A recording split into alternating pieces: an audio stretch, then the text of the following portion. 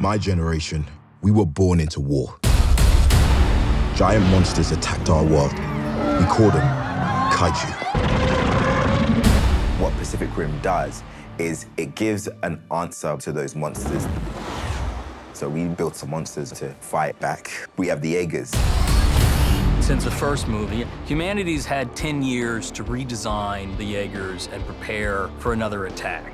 The advances that we have between the first film and the second film, we need upgrades.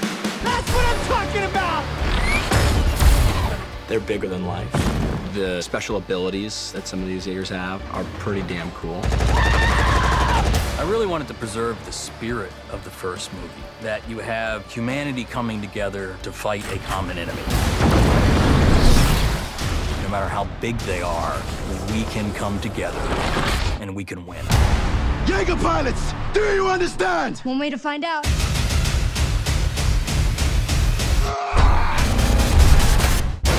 I think it's very cool having a common enemy and people from all around the world having to work together for the survival of the planet. It's our turn to save the world. 3, 2, 1. I think what really captures the imagination of people when they see mechs and monsters, it hits a primal sweet spot. Get up! Put it down! We've got this! Try everything you've got!